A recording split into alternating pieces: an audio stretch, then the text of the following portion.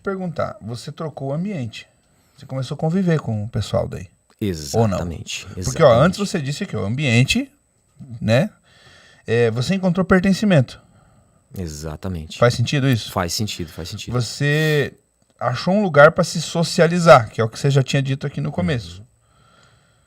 Você provavelmente recuperou aí a confiança da mãe e tudo mais. A vida foi fluindo. Tá, mas me diz uma coisa, cara. Essa virada de chave, ela doeu também para acontecer, mesmo estando em ambiente novo? Ou só o fato de trocar isso aqui já facilita? Como é que é? Então, foi assim, né? Quando eu fiz o retiro, ele, assim... primeira coisa, o retiro... tem muita gente que é retireiro, que a gente chama, né?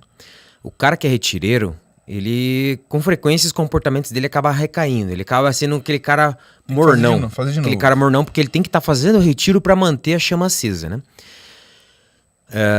O cara que ele decide, de fato, ele decide... se torna autorresponsável, né? Que você sempre fala muito, eu tenho um livro lá da autorresponsabilidade que fala muito sobre isso.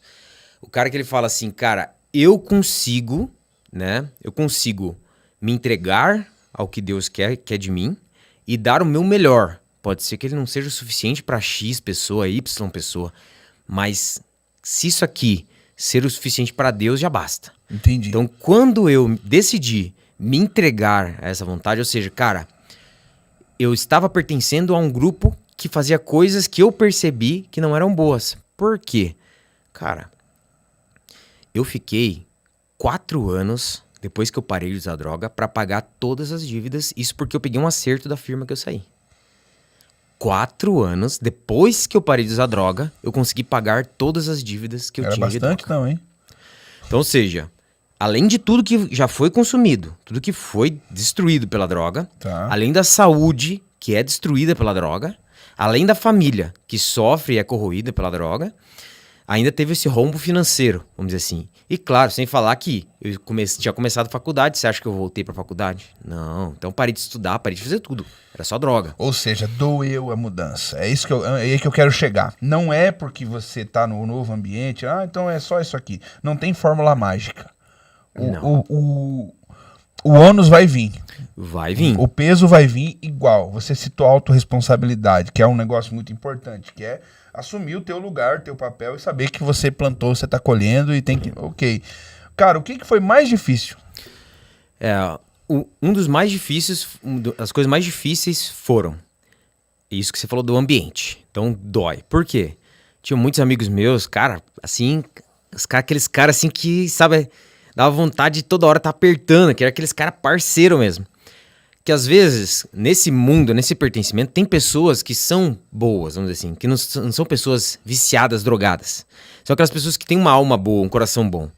Mas que estão no meio daquela galera que às vezes tem as tendências. Eram pessoas que você gostava muito. Exatamente. Então isso doeu. Isso foi uma das coisas mais difíceis, cara? Mais difícil. Ligava pra mim e falava assim, cadê...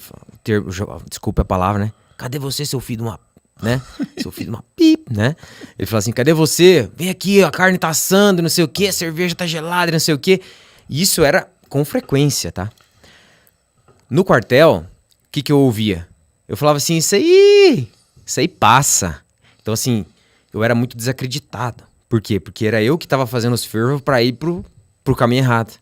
E quando eu falei que queria viver o caminho certo, eu tinha que aguentar muita coisa. Cara, é até legal você dizer isso. Eu tava mexendo no celular aqui justamente por isso, ó. Isso aqui eu aprendi com o Dunga da Canção Nova, lá, amigão nosso. Primeira coisa, você vira alvo de zombação. Zombação, essa palavra. Passou por isso ou não? Exatamente, isso Segunda mesmo. coisa, contestação. A galera começa a falar, não é por aí, é demais. Depois vem o quê? Um respeito. Eles falam, pelo menos ele não desiste. Exatamente. Né? Depois vem a consideração. Eles falam, tá diferente mesmo, tem que considerar. E depois você vira autoridade. Autoridade. Eu lembro, cara, que quando eu e a Kelly namorávamos, um dia eu tava trabalhando numa empresa e o pessoal foi pra uma confraternização e tinha que alugar um quarto. E os casais iam pra um quarto. Eu falei, vê 2 pra mim, por favor. Ué, mas por que 2? Vocês estão brigados? Eu falei, não nós vivemos a castidade. A gente vai ter relação só depois que casar.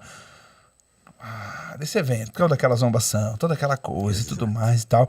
Cara, eu aguentei firme. Eu falei, não, é isso aí mesmo e tal. Os caras duvidaram. Por fim duvidaram, entende? Mas o que acontece? Chega um momento que as mesmas pessoas que viveram esse processo aqui, ó, de zombar, contestar, respeitar, considerar, para depois virar autoridade, infelizmente ou felizmente, são as que pedem ajuda pra gente. Exato. São as que depois falam, viu, me ajuda no meu casamento, tô com dúvida não sei o quê, eu não sei o quê. Então, ou seja, quem aguenta a pressão do não, quem aguenta a pressão de se colocar num tempo novo, quem aguenta a pressão de dizer, de realmente cortar na raiz, não ser retireiro, igual você falou, né, que tá sempre voltando, lá na frente a conta fecha, né? Exatamente, é o posicionar-se, né? Cara, me fala, essa conta fechada, né? Esse depois, porque já fazem anos, cara. Fazem anos. Já são 13 anos? 13 anos já. Cara, o que você tem colhido? Exatamente. O que o pessoal às vezes não entende hoje eu tenho colhido muitos frutos. Isso. As pessoas, os caras, se eu fosse dar sim pra tudo, que nós estávamos conversando antes, né? Do sim e do não, né? Se eu fosse dar sim pra tudo, eu estava pregando todos os dias. Ou seja, você já é autoridade. E já sou autoridade nessa questão. Tá. Então, ou seja, se eu fosse dar sim para todas as pregações, estaria pregando todo dia, todo fim de semana. Tava pregando até em espanhol já lá no Paraguai, que os irmãos queriam me colocar todo jeito para pregar. Já preguei lá em Santa Rita, né? Legal. Em Santa Rita várias vezes, porque lá em português, lá tem muito brasileiro. Mas já queria, não, vamos pregar Cidade Leste, tem que ser em espanhol e tal, vamos lá pra Assunção e tal. Você fala espanhol bem? Falo bem, só que não tanto a parte espiritual, né? É isso que eu preciso aprender mais. Entendi. Porque o espanhol de negócios, do dia a dia, eu sei falar. Mas o espanhol para um retiro, para pregação, é um pouco diferente. Então, um fruto, você é autoridade. As pessoas te procuram. Autoridade. Quais outros frutos você colhe? Deve ter fruto no casamento, deve ter fruto na família, deve ter... Cara, quais são os frutos depois de passar por uma jornada dessa e botar pressão e falar, cara, eu vou mudar. E os caras tirando sarro e você aguentar a pressão. E os caras falando e você aguentando pressão. Cara, o que você tá colhendo hoje, velho? Hoje, assim, né? Eu acho que... eu, às vezes... você até falava numa das lives, né? Falava assim, por muitos momentos eu me peguei pensando assim, eu não mereço tanto que Deus me dá. Sabe? Às vezes eu falava assim, eu não mereço tanto que Deus me dá. Por quê? Porque a gente se tornou tanta referência na fraternidade que muitas pessoas que talvez viram a gente como referência na fraternidade...